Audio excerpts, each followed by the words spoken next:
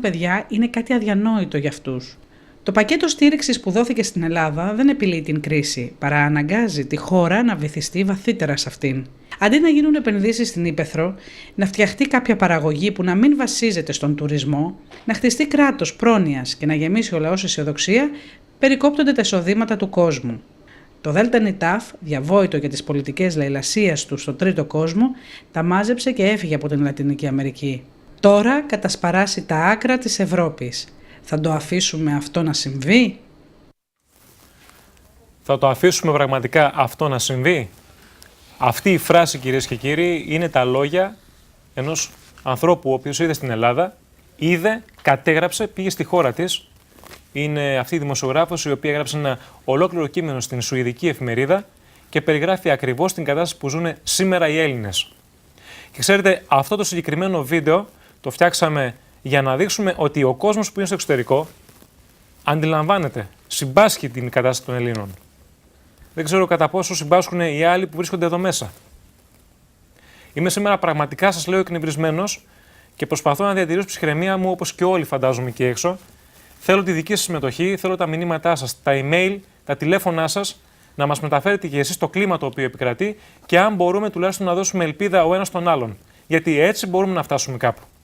Να ζητήσω συγγνώμη βεβαίως σε ό,τι αφορά την προβολή του συγκεκριμένου βίντεο, διότι είχα προαναγγείλει ένα άλλο και είναι το δόγμα του σοκ. Αφορά ένα βίντεο το οποίο είχαμε ξαναδείξει στην πρώτη εκπομπή και αποδεικνύει ακριβώς τι είναι το δόγμα του σοκ και πώς χρησιμοποιείται. Πάμε να το δούμε.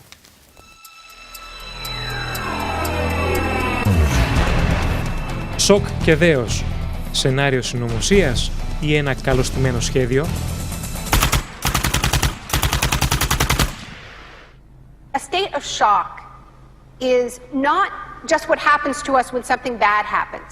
It's what happens to us when we lose our narrative, when we lose our story, when we become disoriented. What keeps us oriented and alert and out of shock is our history. Η ιστορία ξεκινάει την 1η Ιουνίου του 1951, όταν αντιπρόσωποι από τις υπηρεσίες πληροφοριών της Δύσης συναντήθηκαν κρυφά με ακαδημαϊκούς σε κεντρικό ξενοδοχείο του Μόντρεαλ. Η συνάντηση έγινε στο πλαίσιο έρευνας, χρηματοδοτούμενης από το στρατό, για τις επιπτώσεις της αισθητηριακής αποστέρησης στο Πανεπιστήμιο Μαγκίλ. Sensory deprivation really is a way of producing extreme monotony. It causes loss of critical capacity, the thinking is less clear, the subject complains that he can't even daydream.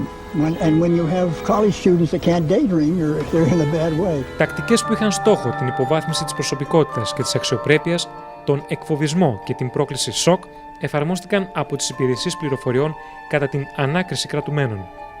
Μέσω των τακτικών αυτών, όταν το άτομο ήταν πλέον ανίκανο να αντιδράσει, θα δεχόταν οποιαδήποτε υπόδειξη και θα συνενούσε σε αυτήν. Χαρακτηριστικό είναι το απόσπασμα που προέρχεται από το εγχειρίδιο ανακριτικών μεθόδων της CIA. It's a fundamental hypothesis of this handbook that these techniques are in essence methods of inducing regression of the personality. There is an interval, which may be extremely brief, of suspended animation, a kind of psychological shock or paralysis. Experienced interrogators recognize this effect when it appears, and know that at this moment the source is far more open to suggestion, far likelier to comply than he was just before he experienced the shock. Σύντομα, οι ανακριτικές μέθοδοι της CIA βρήκαν μιμητές στον οικονομικό χώρο, με κύριο εκφραστή τον καθηγητή οικονομικών από το Πανεπιστήμιο του Σικάγο, Μίλτον Φρίντμαν. Ο ίδιος και η ομάδα του πίστευαν ότι αν οι κυβερνήσεις σταματούσαν να παρέχουν υπηρεσίες και να παρεμβαίνουν στις αγορές, η οικονομία θα ρυθμιζόταν από μόνη της. Τη δεκαετία του 50 τους θεωρούσαν παράφρονες, όμως τα τελευταία 30 χρόνια οι ιδέες τους αποτέλεσαν το κυρίαρχο οικονομικό δόγμα. The thesis of the shock doctrine is that we've been sold a fairy tale about how these radical policies have swept the globe. That they haven't swept the globe on the backs of freedom and democracy, but they have needed shocks, they have needed crises, they have needed states of emergencies. Milton Friedman understood the utility of crisis. Only a crisis, actual or perceived, produces real change. When that crisis occurs, the actions that are taken depend on the ideas that are lying around. Το δόγμα του σοκ σύντομα θα έβρισκε καθολική εφαρμογή. Then on March the 24th, 1976, a military coup overturned the government of Isabel Perón in Argentina. A junta of 3 generals took over the country, led by General Videla. Chicago boys landed key economic posts in the military government. They seized the opportunity for major economic and social re-engineering. And within a year of the coup, wages lost 40% of their value, factories closed, poverty spiraled. Just as in Chile, people had to be terrorized into accepting these economic policies. Videla learned from Pinochet's experience. He adopted the tactic of disappearing people. Striking a balance between public and private horror, disappearances were often carried out in broad daylight, but could always be denied. Ο Φρίντμαν είχε υποσχεθεί ότι αυτές οι πολιτικές δεν θα πλούτιζαν απλά τις ελίτ, αλλά και θα δημιουργούσαν τις πιο ελεύθερες κοινωνίες. Ότι ήταν ένας πόλεμος ενάντια στην τυραννία. Ότι ο καπιταλισμός και η ελευθερία πήγαιναν χέρι με χέρι. Αλλά στη δεκαετία του 70 οι μόνες χώρες που εφήρμοσαν αυτές τις ιδέες ήταν στρατιωτικές δικτατορίες. Το δόγμα του σοκ δεν περιορίστηκε μόνο στη Λατινική Αμερική, αλλά επεκτάθηκε και σε χώρες όπου ο κομμουνισμός είχε την πρωτοκαθεδρία. In the Soviet Union, Gorbachev was hoping to gradually reform the Russian economy. In 1991, Gorbachev was invited to the G7 summit in London. He was hoping for financial support for his gradual economic reforms. Instead, he was told that unless he embraced radical shock therapy, there would be no aid at all. Thank you, Mr. President. That's not a little close. The next month, there was a coup attempt against him. A group of Communist Party hardliners placed Gorbachev under house arrest in his holiday home in the Crimea. Tanks surrounded the White House, the Russian parliament.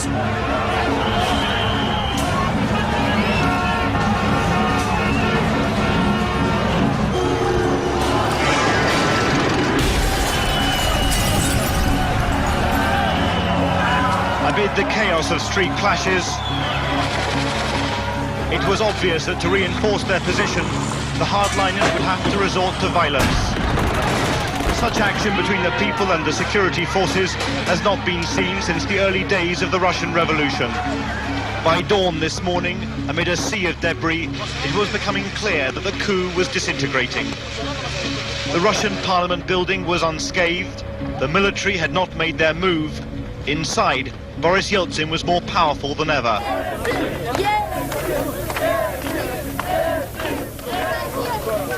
This was Yeltsin's finest hour.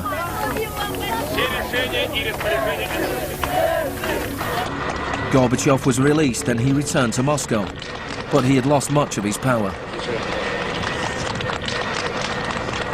Выражаю признательность за принципиальную позицию россиянам, президенту России Борису Николаевичу Ельцину. In December 1991, the Soviet Union was dissolved, a profound shock for the Russian people. Yeltsin was now in charge of economic policy for the Russian Federation. The free market came to Russia. There was chaos. The adoption of Chicago school policies in Russia marked the beginning of a new chapter in the free market crusade. It was all shock, no therapy.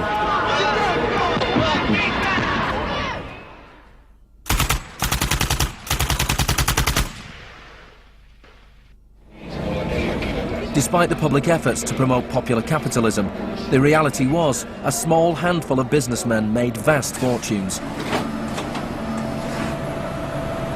State industries were sold off at bargain basement prices. The Russian press dubbed Yeltsin's advisors the Chicago Boys.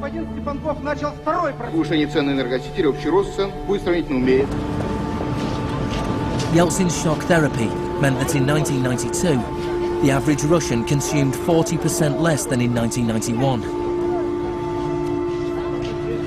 A third of Russians fell below the poverty line, and wages weren't paid for months.